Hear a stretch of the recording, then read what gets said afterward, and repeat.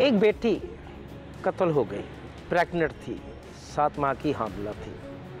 बाप उसको ढूंढता रहा, कोई सुराख नहीं मिल रहा। कहा जाता है कि वो घर से भाग गई, आपके पास आया दाद रसी के लिए। आपने तफ्तीश शुरू की, कैसे ये सब चीज़ें सामने आई ये बताइएगा। जी, इसमें जिस तरह आपने आधी बात तो खुद ही बता दी कि ये बेसिकली उसका बाप जो है वो बेटी के साथ रब्ता करने की कोशिश कर रहा था और उनका रब्ता इस्टेब्लिश नहीं हो रहा था। फिर उसने इसके खामन से सऊदी अरब में रब्ता किया, उसने भी कोशिश की, रब्ता इस्टेब्लिश जो है वो नहीं हो रहा था। दोनों परेशान हो गए कि एकदम क्या हो गया है कि मेरी बीवी जो है वो रब्ते में नहीं आ रही, बाप कह रहा है कि मेरी बेटी से मेरा रब्ता नहीं हो रहा।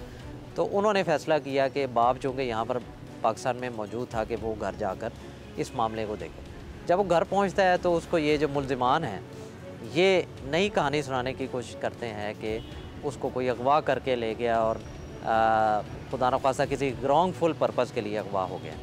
तो उसका बाप जो कि एक पुलिस अफसर है, ASI है गुजरांवाला में, वो फौरी तौर पर थाने में आता, उसको प्रोसीजर का पता था।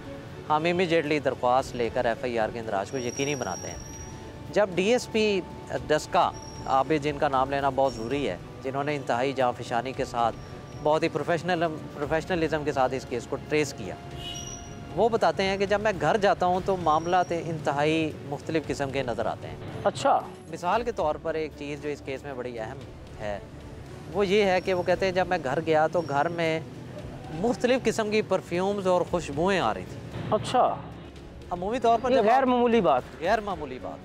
अमूमी तौर पर जब आप किसी क्राइम सीन पर जाते हैं तो वहाँ पे इतना ज़्यादा खुशबू और परफ्यूम्स और डिओड्रेंट्स का स्प्रे वगैरह आपको नज़र नहीं आता, वो भी इस तरह के घर में।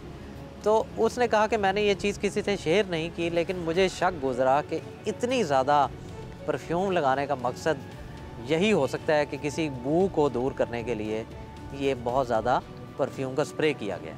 तो DSP मुझसे फ़ोन पे रब्ता करता है और वो बताता है कि सर ये किडनैपिंग मुझे नहीं लग रही है, मुझे कत्ल की वारदात लग रही है। तो मैं थोड़ा सा परेशान भी हो जाता हूँ। मैं उसे कहता हूँ कि आप फौरी तौर पर SHO IO और अपना एक कांस्टेबल जो कि बड़े ज़बरदस्त डिजिटल फोरेंसिक्स के माहिर हैं, उनको इस्तेमाल करते हुए इस लड़की को तलाश करें। आपको पता है कि जब भी अगवा का केस हो जाता है, बाज़ औक़ात अदालत आलिया में भी ABS की पिटीशन हो जाती है, तो पुलिस को यही कहा जाता है कि आप ख़ातून को पेश करें। तो वो अगले दिन मुझे जो है वो फौरी तौर पर बताता है कि सर इसमें मुझे तकरीबन कभी यकीन हो गया है कि ये इस खातून का मर्डर कर दिया गया है। तो मैं उसको हिदायत देता हूँ कि इसमें जो आपको जिन लोगों पर शक गुजरा आप उनको कस्टडी में लेकर तफ्तीश का आगाज़ करना।